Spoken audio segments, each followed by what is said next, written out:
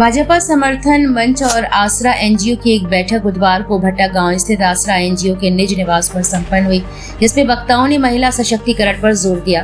बैठक पूजा शर्मा की अध्यक्षता में की गई। इस बैठक में मुख्य रूप से भाजपा समर्थन मंच की महिला पदाधिकारी कुसुम मौर्य एवं महिला सदस्य मौजूद रही। बैठक के दौरान झांसी में महिलाओं पर हो रहे अत्याचार को लेकर चर्चा हुई। रोज महिलाओं के साथ प्रत्येक जिले में अत्याचार, बलात्कार, उत्पीड़न हो रहा है। महिलाओं के लिए कोई न्याय नहीं है। महिलाओं के खिलाफ हो रहे उत्पीड़न को लेकर महिला मोर्चा की बैठक की गई। जरूरत पड़ी तो सड़क पर धरना प्रदर्शन किया जाएगा। उन्होंने कहा कि यही नहीं सभी महिलाओं ने ठाना है कि महिलाओं को न्याय दिलाना है। इस अवसर पर मुख्य रूप से अध्यक्ष आसरा एनजीओ पूजा शर्मा, भाजपा समर्थन मंच से प्रतिभा ओझा, कुसुम मौर्य, सीमा रजक, बबीता ओझा सहित अन्य उपस्थित रहे।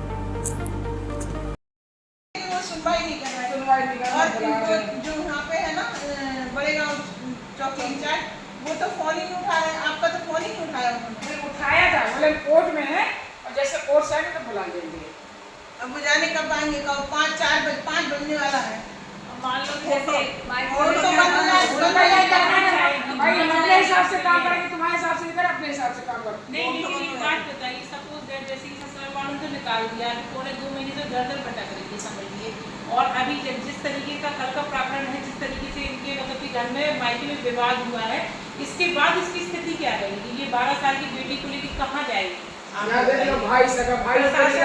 प्रशासन इसकी जिम्मेदारी ले रहा है कि बच्ची की संकोच होती है, आगे चल के लेता है, लेकिन प्रशासन इसकी रिस्पॉन्सिबिलिटी ले रहा है कि यदि इसके ससुर को अटैक आ गया तो प्रशासन ये कह रहा है कि हम अपने ऊपर जिम्मेदारी लेंगे।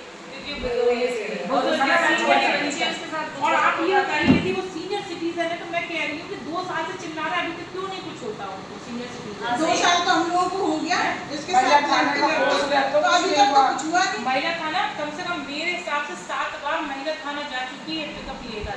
मैं स्वयं गई थी, संगठन के लोग गए थे, प्रशासन गए हुए था पूरा, लेकिन तब भी उन्होंने ताला नहीं खोला। ताला वो खोलते नहीं, फोन खोलते नहीं, बाहर से भी मतलब ताला खोलने की कोशिश की तो सही है। और ये कहते हैं सीनियर सिटीजन है, यदि इनको कुछ होता है तो रिस्पॉन्सिबिलिटी आपने ही नहीं किया है। और वही बच्चे का है। मेरा नाम प्रतिभा ओझा है और आज हम सभी यहाँ पर उपस्थित हुए हैं एक विशेष चर्चा के लिए। जैसा कि अभी विदित है कि हमारे बीच में पूनम रायकवार जी उपस्थित हैं यहाँ, और मैं आसरा एनजीओ के अध्यक्ष बंटी शर्मा जी के माध्यम से पूजा शर्मा जी के संपर्क में आई हूँ और एक विशेष वार्तालाप के लिए यहाँ पर उपस्थित हुई हूँ। जैसा कि मेरा मानना यह है कि मेरे को शायद ये पूनम रायकवार जी के केस को देखते देखते है ना 1.5-2 साल हो चुके हैं और मैं इनको न्याय दिलाने का काफ़ी प्रयास कर रही हूँ। मैंने कई थानों में, कई जगह काफ़ी संस्थाओं से, काफ़ी एनजीओ से बात भी करी और लोगों ने हम लोगों की सहायता भी की, ऐसा नहीं है, लेकिन उसके बावजूद भी इनको उचित न्याय प्राप्त नहीं हो पा रहा है। उसका कारण मैं ये समझती हूँ कहीं ना कहीं मेरे ख्याल से प्रशासन की थोड़ी बहुत लापरवाही है। क्योंकि जब हम इतनी महिलाएं खड़े हो सकते हैं तो आप ये बताइए प्रशासन को क्या प्रॉब्लम है हम लोग के साथ खड़े होने में? हम संगठन की वहाँ महिलाएं उपस्थित थे, जब इसको न्याय दिलाने के लिए गए तो वहाँ पर प्रशासन कहने लगा कि आप लोग साइड में हो जाइए, हम लोग बात करते हैं। क्योंकि यदि उस समय प्रशासन हम लोगों को थोड़ी अनुमति देता और उनके परिवार वालों से बात करने के लिए हम लोग उनसे बोलते तो हो सकता था शायद ये अपने परिवार में चली जाती। क्योंकि मैं इसकी सहायता इसलिए करना चाहती हूँ क्योंकि इसके साथ एक 12 साल की बिटिया है। उसके भविष्य को देखते हुए हम सब बहनें चाहते हैं कि हम लोग इसके साथ न्याय हो ना।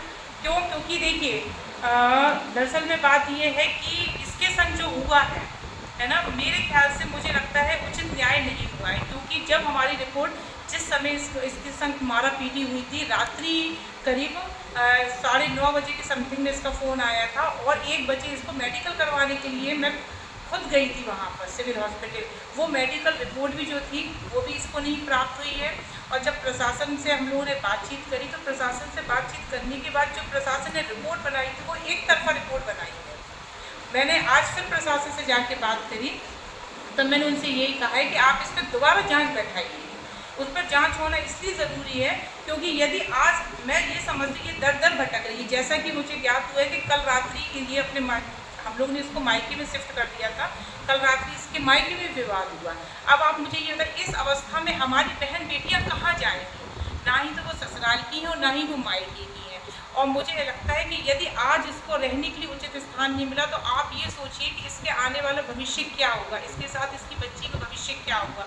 दर दर भटकना, समाज में आज बच्ची को किस दृष्टि से देखा जाएगा और इस बच्ची की मानसिकता जो खराब हो रही है इन लड़ाई झगड़ों में, जो इसका फ्यूचर बर्बाद हो रहा है, इसका क्या होगा।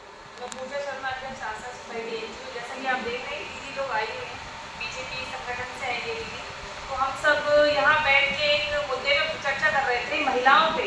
जैसे आजकल महिलाएं बहुत परेशान हैं सास ससुर से, पतियों से, परिवार से। तो उन सबको लेके जब हम लोग थानों में जाते हैं, जैसे अभी आपने सुना दीदी की, तो वहाँ पे कुछ जगहों पे ऐसा होता है सुनवाई नहीं होती है। अब हम सब ने एक फैसला लिया है कि सभी संगठन जितने भी झांसी के हैं, एनजीओ हैं या बीजेपी के हैं या और भी संगठन है, सब मिलके हम सबको ऐसे लोगों के लिए काम करना है जो कि काफ़ी परेशान है। और अगर यहाँ पे सुनवाई नहीं होती है तो हम सब ने निर्णय किया है कि हम बाहर भी जाएंगे। योगी जी, मोदी जी जो कहते हैं बेटी बचाओ बेटी पढ़ाओ, उनका नारा है, तो उस नारे को हम लोग सब बहनें मिलके ही पूरा करेंगे और ऐसी महिलाओं को